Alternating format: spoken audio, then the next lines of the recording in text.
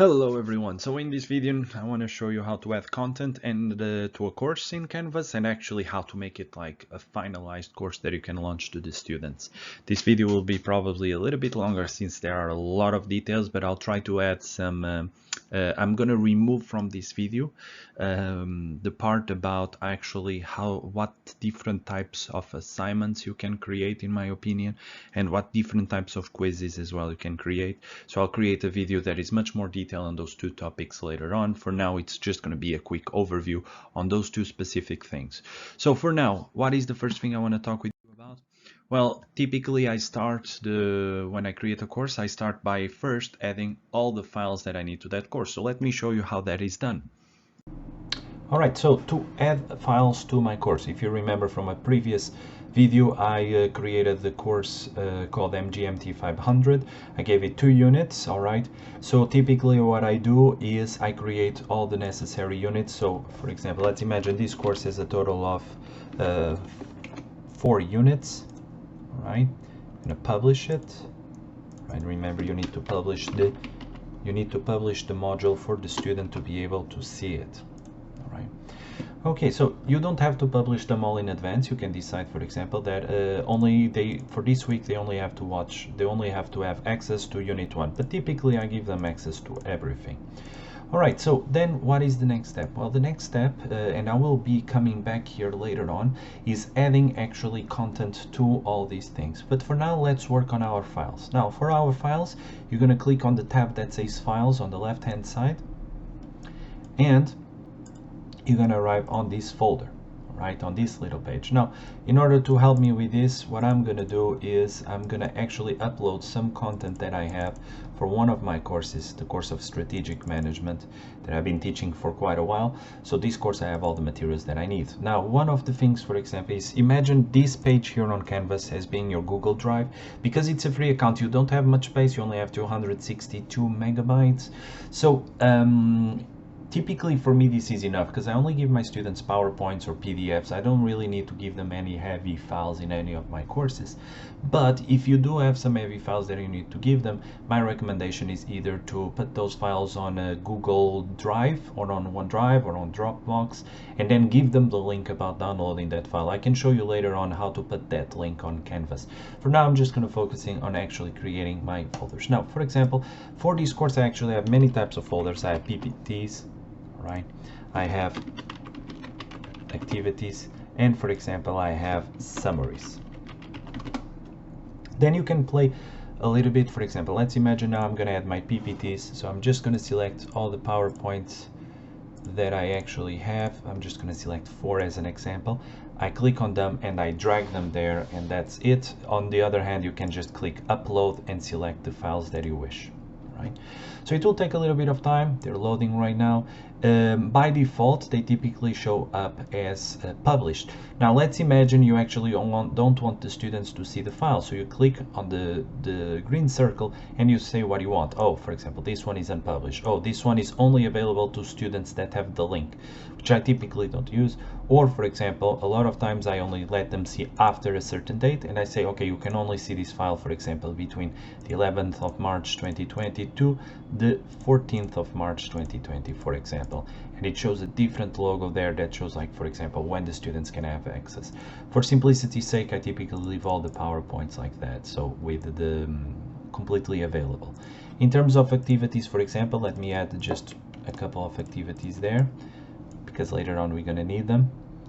And finally, I'm going to go to my folder summaries, right? And I'm also going to put just a couple of them there. There you go. Right. So as you can see, what we have now is the free folders, and I added some files. Now, like I said, let's imagine, for example, that you want to put here a file, just in case. Let's call it like teachers materials. But you actually don't want the student to have access to any of the files in this folder. You click on it, you unpublish it, and now, for example, you can add whatever file you want. All right, and the students will not have access to these files, but you do. All right, so that's the part about adding files. As you can see, it's extremely easy. You don't have a lot of space, unfortunately, but like I said, you can always put the file on Google Drive and then just share the link here, and the students will get it as well. I will show how to share links later on. All right, now I want to show you how to create assignments and basically what are the different options you have in terms of assignments and what are the things that you actually can do on Canvas and the things, for example, you cannot do.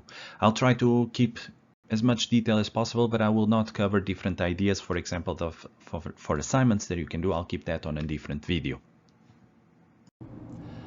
All right, now we come to the part of creating assignments. All right, so for that, you're going to go to the assignment tab, and you will land on a page that looks like this. So what happens here is that you can create different things. For example, you can create different groups or different assignments. I tend to divide, for example, my classes typically always have the same structure. I have a couple of different groups of assignments. So for example, typically I have homeworks. Okay, so I'm going to add that one, homeworks, right? Assignments, I don't really have an assignment. I typically just call it either, for example, project. All right, typically, actually, it's a group project. There you go. And finally, the last group of assignments I typically have is in class work. So typically, for example, my course normally is divided into two parts. I do 1 hour of lecture, and then I do around 1.5 hours to 2 hours of the students actually doing a case study in class that they must deliver to me on the same day. So typically those are the 3 groups that I have. Now let's imagine you already want the students to know their grades. Another great feature you can have is to go on the options over there on the top right corner and click on the button that says assign group weights. All right, so weight final grade based on the assignment groups. For example, let's imagine in this course I'm assuming here there's no final exam or midterm, obviously. So let's imagine this is more of a course based on projects.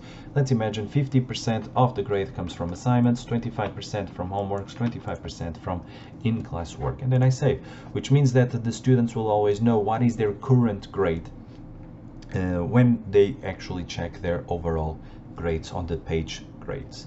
Now we created the different groups. Now it's time to actually create the assignments. So in order to create an assignment, you can just click on create assignment, or if you know the category where you want to add, you just click on the plus sign in the assignment group. Now let's imagine, let's see, I'm going to open here something. All right, there you go. So one of the things, for example, that I want to create is a group project. So I'm actually going to add group project. Now this opens this little tab over here, but I'm going to click more options so that I get full editing to all the things that I want. Okay, so first thing is the group project. So I'm going to call it group project. And for example, this project, let's imagine it's the project they actually have to present. I'm going to call it strategic analysis of corporation. Let's imagine students have to analyze the strategy that a current corporation is using, and I'm going to say for this one, this is the report component. All right, report component. So then I have the description here of the assignment. Now typically here I would put the project itself. Let's see what I have here. So for example, one of the years my students had to participate in a challenge to come up with a solution for a company problem, and I'm just going to copy, for example, the text here that explains. Now my recommendation to you as well is to kind of create a grading rubric for the assignment. I know that many of you probably already do that, others don't. Typically my rubrics are very simple. I created, for example, different options here. Let me just open the file where I actually have that. Documents. Now typically, for example, if it's a problem solving exercise, I give 5 points for content, 5 points for realism, 5 points for presentation, 5 points for analysis. If it's something about research, 5 points for references, 5 points for analysis, 5 for presentation, 5 for content, and so on. So this is a research project, so I'm going to select this. Now depending if you are on the French system, okay, or in the American system, you need to adapt. So for example, French system grades out of 20 points, that's why I have this. If it's American system out of 100 points, just say it's 25 points for each, for example. Now the next option you have, all right, the next option you have is how many points is this assignment. So Typically, like I said, I'm going to keep on using the example of the American system. So out of 100 points, so this is the maximum points you can get. And then it asks you, okay, what kind of assignment this is. So I'm going to say this is the group project. So I'm going to put it there. I want to display my grade as points. All right. You have the option, if you have an assignment that you don't want it to contribute to the final grade, for example, you can click there, but I'm not going to do that. Then you click what type of submission this is. Is this an online submission? Is this a paper submission? So yeah, you can actually have the students do the exam, for example, on paper, and then you add the grade on the website so that they know their final grade. But I typically, for this assignment, it's going to be an online submission, all right? So on paper, if you put on paper, you don't have any other options. If you put no submission, also no options. If you put online, okay, there's different options, text entry, or they have to give you a website URL or a media recording. Typically what I do, the easiest one is a file upload. You can actually restrict the type of file. You might say, for example, I only accept PDF, for example. And there's an advantage, there's a massive advantage of asking the students to actually submit a file, and that advantage is that if they do reports, you can download those reports, upload them on a plagiarism check, for example. Unfortunately, this is a feature that is not on Canvas on the free version, but if you have access to a plagiarism check, you just have to download the files and upload, and I'll show how to do that later. Then you have to say, is this a group assignment? If so, okay, for example, I don't have any group set yet created, so I'm just going to say project groups. All right, project groups. And this is the option to create groups. Do you want to allow them to create their own groups? You click there. All right, so for example, you also have to, you might require that this group members have to be in the same section, or in other words, in the same class, because sometimes I have a, for example, you might have a course that you teach to 2 different classes, and you don't want them to have, for example, 2 elements in group 1, 2 elements in group 2. So I select that. Then you can also say, for example, I want to create some groups now already, or limit the amount of students, but I'm going to explain all this later on. For now, what I'm going to do is to click none of those options, and I'm going to say that I'm going to create the groups manually, all right, and I'll take care of that later. So if it's an individual assignment, you just don't click on it, obviously. Then in terms of requiring peer reviews, I don't use this feature, to be honest, but feel free to explore online and on how that is used. If you're curious, let me know. In terms of grading, you can say that you want to grade, for example, the papers anonymously. What does that mean? It means that when you see the assignments, you don't know who wrote it, unless the student actually wrote on the assignment their name. Okay, this is great, for example, to make sure that you're not being biased towards certain students. Finally, you have here a couple of things. You have here the options in terms of deadlines. Right now, it's setting the same deadline to everyone. Now, let's imagine there's 3 options here. You can say, when can the students actually see the assignment? Let's imagine they can only see the assignment starting on the 9th of March at midday. I can change the time as well, for example. Let's imagine I want them to be able to see it at 3:30 p.m. done. Right? So they can only see the assignment starting on March 9, 9:30 p.m. And this is why it's important on your settings to make sure that you have the setting of the course on the right time zone. Then due is when the assignment is due. What is the deadline for the assignment? Now let's imagine deadline is the 11th by midnight, okay? But you can say this is the due date, but if you leave this one, the until box empty, means that the students can submit anytime, even after the deadline, but it will show when you grade, it will show that the assignment is late. The until box is when do you stop accepting any assignment. So for example, obviously you cannot put that before, for example, before the due date. So I'm going to put it after the due date. I'm going to put it on the 13th. What does this mean? Deadline is the 11th, but I'll accept until the 13th, but it will be late. Okay. Finally, the other option that you have here is to add exceptions. All right. So let's imagine you're teaching this course, but actually there's 2 sections. You can say, for example, for one of the sections, in this case, I don't have any different sections defined. I'll teach how to do that later. But you can say, for example, for specific students, they have a different deadline. For specific groups of students, different deadline, and so on, so on. This is also the section where you have to come in case a student comes to you and says, I could not submit the assignment, and for some reason you accept their assignment. You have to come back to this option and actually show them how to, and actually open the exception so that they can upload. And that's all the options about creating the assignment, okay? Actually, that's not true. You can actually, one thing that is quite useful, if you go to the description of the assignment, you can actually add links to specific files. Now let's imagine I want to add a link to one of the PowerPoints. So I just put my cursor on the box there, I click on File, I click on the box on the one that I want to add, and boom, and the students have access directly to the file over there. I find it quite useful as well. And finally, once you're done to publish the assignment, you just have to click Save and Publish, or if you don't want to publish, you just click Save. In this case, I'm going to save it and publish it. So now the students can access this assignment. In case you made a mistake, you just have to go to Edit and change the things that you wish to do. Right? So this is an extremely useful tool to have, and therefore creating an assignment, as you can see, it's easy. And you have many different options. Once you go to your assignments, there it is. There is our assignment. And then you just have to create one by one all the assignments that you believe that you want to make. All right, now on this part, I want to teach you how to actually create quizzes. The difference between a quiz and an assignment is an assignment typically something that they have to write or upload, while a quiz is more like a test, a multiple choice or true and false, something where actually they have to write, for example, which will be extremely useful, for example, if you have to do your final exam or if you have to do your midterm online as well. All right, now it's time to talk about quizzes. Quizzes are slightly different. Quizzes will be listed as well on the assignment tab, but quizzes are special. They're a specific type of assignment. So to create a quiz, you click Add Quiz, all right, and you land on a page that is very similar to the one that we had regarding the assignments. But there's going to be some key differences here. First of all, I'm going to call this, for example, Quiz 1. Then you have a box here. This is the instructions, okay? Answer all questions to the best of your abilities, or you can say good luck or whatever, okay?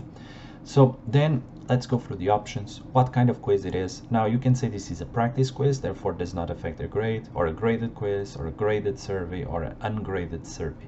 Typically I do graded quiz. All right, then assignment group, I'm going to say this belongs to the homework section, and because this is going to have different options, for example in terms of multiple choice and so on, you can, for example, shuffle the answers so that they don't always show up in the same order. I typically do that to make sure the students know they have to pay attention. You can set a time limit. You can say once you start, you only have 60 minutes, for example, to finish the quiz, and this will show a timer on their quiz, and it will submit automatically once the timer runs out. I find this feature extremely useful for midterms or final exams when I have to do them online.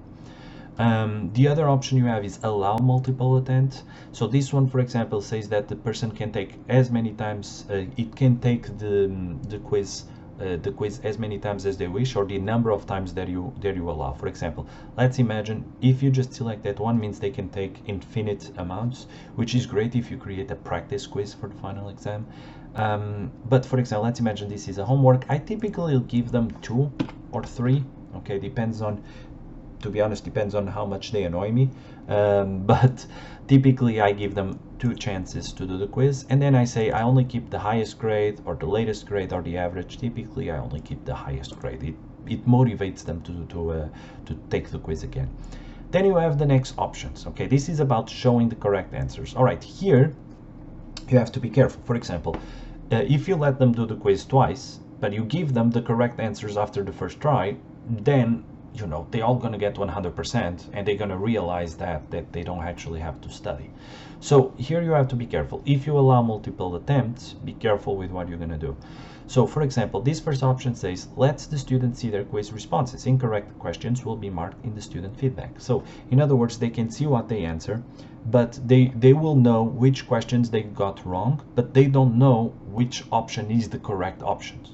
All right, then you can set some sub options here. Only after their last attempt. In other words, they can only see which ones they got wrong after they do the last attempt. Okay, so if you really want to make them discuss the question work in group, this is a great way to force them to study together. Because, for example, if they got a multiple choice and got 19 out of 20, they don't know which one was the wrong one until the very last question. This one, for example, they can only see the incorrect answers once after each attempt, so they cannot go back and see it again. And finally, this one is let the student see the correct answers. Now, this option is great. Okay, if you just click like this, every time they submit, they know what is the correct answer on the ones they got wrong, and therefore this would defeat the purpose of the multiple attempts. But I can say, for example, they can only see the correct answer after their last attempt, or I can say show the correct answers on a specific day. For example, let's imagine deadline was the 10th. I say on the 11th, they can see the correct answers, so they can actually go back and check the answers. You can also say hide correct answers at a specific date, for example. The other option you have is to show one question at a time. So this will show each question one by one, which students typically don't like. It's easier, to be honest, it's easier, especially if the internet connection is bad, to not select this option. All right. But there's one thing here, for example, you can say show one question at a time. And you can also say, for example, lock questions after answer. That means that if a student answers a question, they cannot go back, even if they still have time, they cannot go back and change the question. To be honest, I don't use this because I feel like it just gives trouble. It just gives trouble. Another great option that I have is to require an access code. So for example, I created the midterm in advance, but I tell them in order to start a midterm, you need a specific code. So for example, I tell them that, let's imagine one of the codes, Donkey Kong, all right? So on the day when I want them to start, I tell them the code. For example, I write it on the board if I'm in the class, or I send them to them by mail. This is another option, but to be honest, it's just easier if on the availability you set what time does the quiz has availability. And finally, filter by IP address. That means you can select a specific IP address, all right? So that, for example, the IP address is basically your internet connection, and only people connected to the same network can take that exam. So it's a great way to make sure that only people, for example, that are in the room or connected to the same Wi-Fi can actually do it. Again, I don't use this option. Finally, then we have the deadlines. I explained before how that works. Due date is the date and time that you want to finish the quiz is due. Until what date will you accept, but it will be late, and when do you want it available. So in this sense, for example, if you're doing let's imagine you're doing a midterm, all right? Now let's imagine the midterm starts on the 10th, and it starts, for example, at 1:30 p.m. all right? So only at 1:30 p.m. the students can open. Now let's imagine they have 3 hours to do the quiz. So I'm going to select the same day, so the 10th, and they must finish it by so it starts 1:30, so therefore 3:30, right? And then I click there. So in other words, the students have, for example, to do the quiz in between that time, and that's time only. And this will limit, for example, their deadline, so that make sure that even though they're not in class, but they have to take it during that time. It's a great option to have. But we're not done. If you notice, we did not have any questions yet. So now I'm going to scroll all the way up. And if you notice at the very top, there's a tab called questions. Now on questions, here is different type of questions you can add to your quiz. Okay, so one of the things, for example, let's imagine that this is a quiz, but actually there's different sections, and you want to keep things separate. For example, one of the sections is multiple choice, the other section, for example, is essays. All right, so what I'm going to do is I create the first group. This group will call, for example, MCQ. And I want in this group, for example, and this is a great tool if you have several questions. Let's imagine you have 100 different multiple choice questions, but the student only has to do 20. And this is one of my favorite tools to avoid the students from sharing their answers. Let's imagine I want this section to pick 20 questions. Each question will be worth, let's imagine, 4 points, so that a total of 80 points on this section. Okay, and I create this group. All right. So then I can start adding questions to my assignment. So for example, I'm going to pick up, for example, this is a multiple choice. This is question 1, for example. I put the question here. I put the different options here. Option A, okay, answer B, C, or D.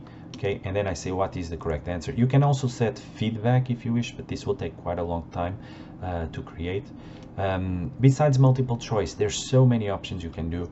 True and false, fill the blank, fill in multiple blanks, answer multiple answers, multiple dropouts, matching numerical answers, and so on, so on, so on. So I'm not going to spend too much time now answering all what different ideas for each one of them, but just letting you know it is indeed a great option to have, and boom, indeed it is. Okay, you can also add essays. You don't need to create the groups, you can just directly add questions at the bottom, for example, and this one, for example, will not be on any group. So let's imagine this is a true and false option in this case. There you go. So there's my second question. Once you added all the questions, all right, you can just save and publish once again, and as you can see, the quiz is done. All right, I'm gonna go back to quiz. Here's my quiz 1. You can go to your assignments and you'll see here's my quiz once again.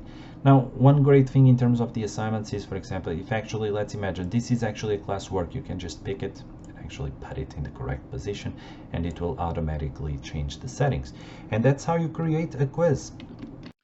All right, now I want to show you about an option that can be quite interesting, which is the option of discussions and creating a discussion online for your students, for example, to answer. Typically, this can be very interesting, but be careful because indeed you have to inform the students that this, if the discussion you created is mandatory or not, or if it's an option to get extra points, for example. All right, so now next topic is discussions. Now, discussions are a great tool, to be honest, and discussions can make the course really interesting by forcing or making the students participate in these discussions. For example, I tend to use discussions as extra points, and I tell the students must, if they want to participate on those discussions, they get some extra points. Or you can use it, for example, more to answer questions. So, for example, you can create a discussion, you put the title there, for example, let's call this Q&A Unit 1, all right? So post here your questions about Unit 1, right? And for example, you can allow people to reply to other people. Users must post before seeing replies. No. Enable podcast feed. Is this graded? Do you want to allow liking? Only graders can like, or for example, sort by like. Add to students to do as well. You can set a group discussion, the availabilities, and so on. And here you go, save and publish. This will allow you to create a great way of actually the students participating or giving them a chance to ask you questions, but at the same time making sure that everyone else in the class can see those questions and can see the answers. So it's a great tool to use. In case you want to send a quick announcement to the students, since we are here, let me click on the announcement tab, and on the announcement, basically you share important information. For example, let's imagine on the announcement you can say deadlines for project, and then you can say, for example, hey, don't forget that the deadlines for example, or don't forget that the deadlines are coming, for example. Or you can say study trip.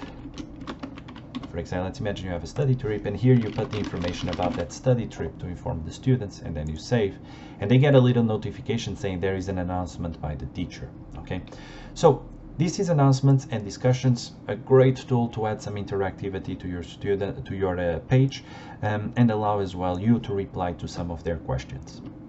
All right, now I want to show you the options for adding pages. For example, if you want to share some links with your students, how to do that, and what is the best method if you have several links that you want to share with your students, for example.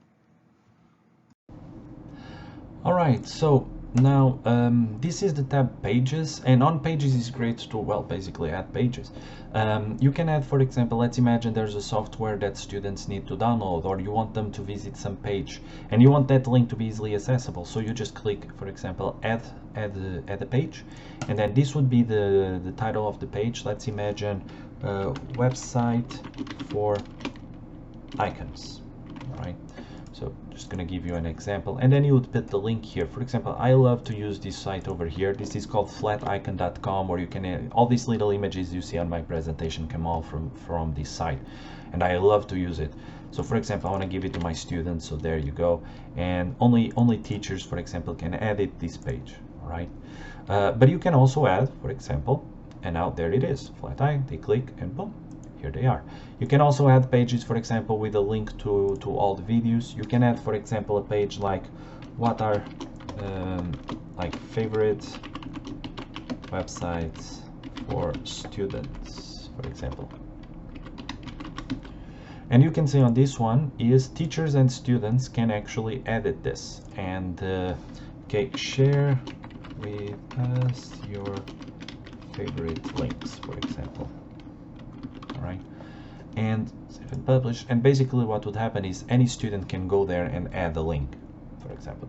So Pages is great if since you're going to be working on the web, there might be a lot of websites you need the students to visit, and this is a place where basically you can put them, because as you know, most students will forget again what was the website and you have to tell them again. So just say go to Pages, all the information is there.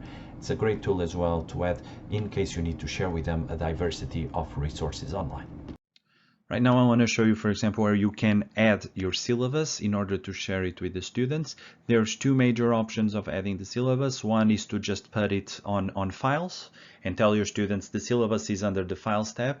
The other option is to actually just add the syllabus on the tab that says syllabus, and I'm going to show you how to do that right now. All right, so now it's the part about the syllabus, like I said, and on the syllabus part, what I want to tell you is that there's two major options. Like I said before, either add the syllabus on the files tab, or you can actually add it here. You click on syllabus tab, you land on this page, it will give you a list of all the quizzes, and then I just click edit, and basically either you just copy paste the whole text of the syllabus here, or you can link to a file where you uploaded the syllabus. For example, you go on your files and let's say my file teacher's material, and this is my syllabus, and you can tell the students, for example, download the syllabus here. Boom. Okay, there you go. And that way the students have access to the syllabus, so that there's no issue in case they say, oh, I did not know this, or I did not know that we were going to teach this, or that there was this deadline or this rule. And well, check the syllabus, you have access to it. So it's a great tool as well to have, and it will also show you, for example, how is the grades being distributed, what are the major deadlines for the projects. So it's a little tab that I always recommend you to give the syllabus to the students on this tab, so that they don't have the excuse saying that I did not know about the deadline, and this way you really avoid a lot of issues. Because remember, the syllabus of a course is basically your contract with the students. It's your promise to the students. So this is how you can add the syllabus, and I'll teach you later on as well how to add the syllabus in case you add it through Google Drive, because the syllabus is too big, and let's imagine the syllabus is in an external website. So I'll teach you how to add that later on your home tab. So we created all these things, we added the syllabus, we added the assignments, we added all this. Now it's time to just organize our classes lecture by lecture, so that the students know what files are for each unit. My opinion is that we need to make this very clear, so that they don't say like, oh, it was very confusing, I did not know, blah blah blah. So my suggestion is to edit now is the files and all these things that we created, to add them unit by unit. Let me show you how. So I'm back in the home tab, and we created all the assignments, all the quizzes, but if you notice, our units are still empty. So what am I going to do now? Now I'm going to need for unit 1, what are all the materials that I need? Now, if I click here on plus, now I'm starting to see many different options. For example, for unit 1, we're going to have project 1, so I create there, and there you go, and now the students see that this project is related to unit 1. I'm also going to add, for example, another option we have is to add the quiz. So here's the quiz we created. All right. Another option we have is to add a file. So let's, for example, I always add the PowerPoint. I always find it good that the students have immediate access to the PowerPoint for that unit. Another thing, for example, we can add is a page. And in this case, for example, if you want to bring up the fact that they need to use this site, for example, on this lecture. So there you go, and I added the website that we created. Another option we have today is as well to add a discussion on this unit. So we created a discussion for Q&A, and there it is. Another option that I have, for example, is to add a text header. So let's imagine that, what is a text header? It's like a division, for example. Let's imagine I may have many different types of things here. Let's create, for example, a header that says, okay, from here on is only assignments, for example. All right. So you actually have to publish that, and then, for example, I'm going to move all my assignments only there. There you go, so that they know these two are the assignments. But typically I don't use that. Another option you have in terms of is external URL. So for example, if you have a video on YouTube, you just put the video there, okay? Give it a page, for example, video for unit 1, and you put, let me just correct this typo here, for unit 1, and you put the link here, all right? So for example, let me go here on YouTube, for example, and just pick up, oh, I don't know, this. Sorry about that. So I'm just going to collect this link, for example. Let's imagine this is the link for the website you want them to see. So I'm going to click and put there. The other thing that I recommend is that you check this box, load in a new tab, so that when they click on it, it automatically opens the video in a new tab. It really is a useful option. And I added them. So there you go. Now I'm going to publish it. Make sure that all the things are published, and there you go, your video now is online on the Canvas platform. The last thing you can add is an external tool. So in case, for example, you have specific websites you want them to use, but I find these two, normally I just never use this. I just put them on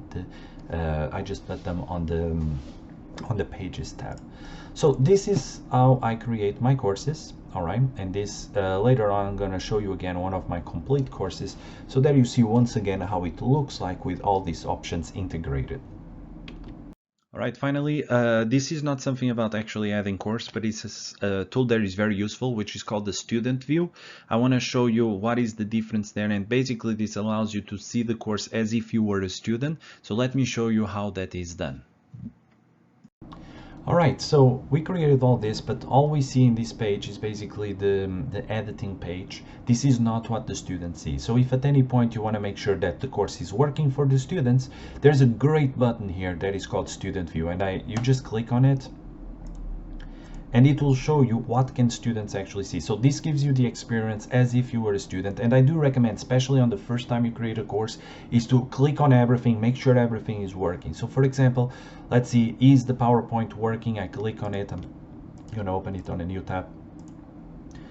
Okay, the PowerPoint is loading, there's a preview. They can actually just download it if they wish by clicking there. There it is, and it downloaded, so the PowerPoint is good. Let's see, the websites, the link page, there you go, it's also working, excellent. Q&A, is the Q&A working? Let's see, yes, it is working.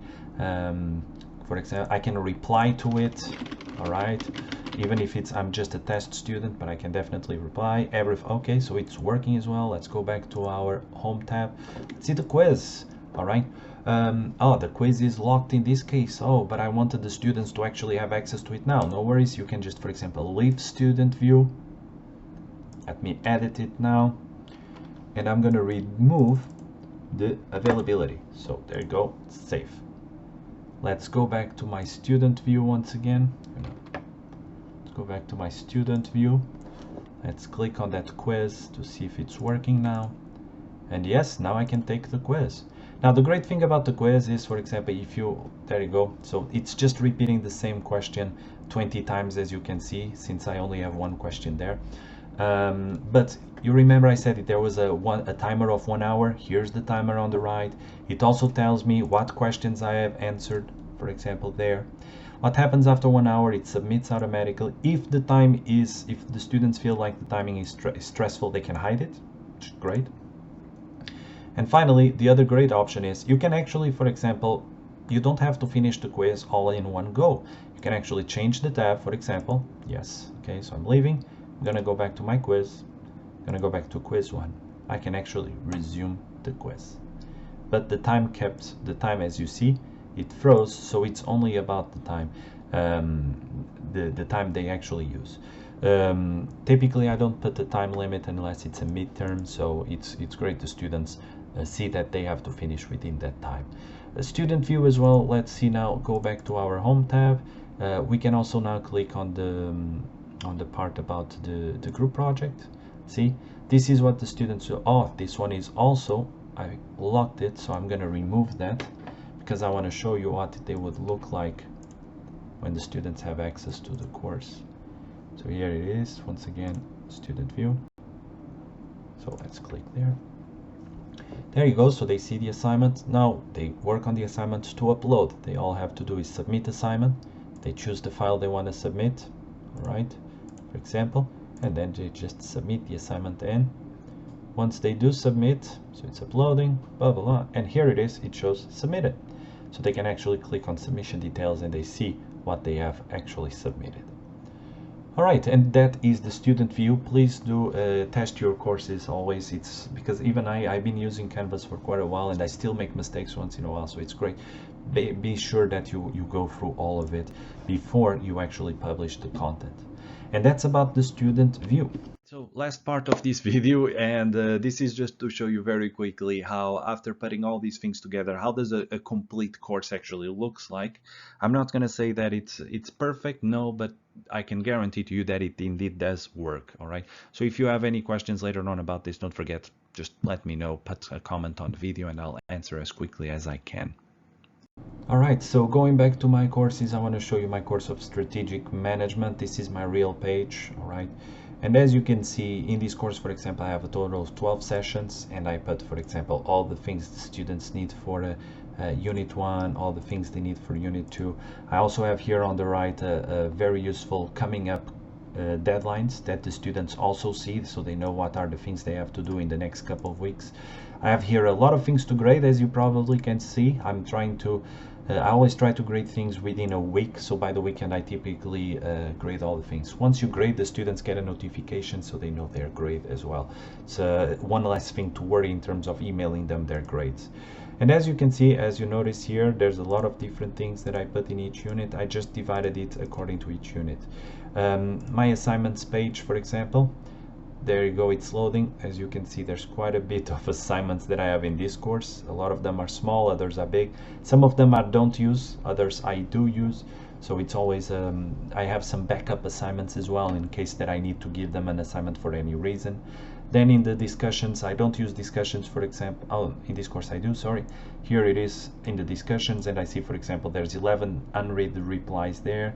The grades, I can see all their grades here, right on the grade tab. So here's the grades of all my students so far.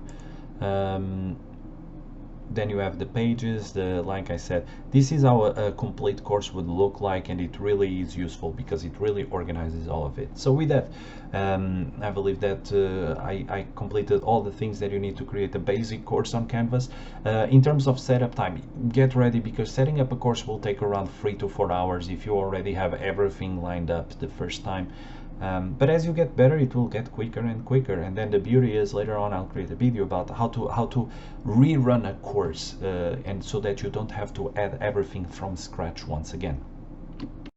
All right, with that we come to the end of the video. Thank you very much for your patience. I know it was quite a lot of details and a lot of information. If you do have any questions, just comment on the video below.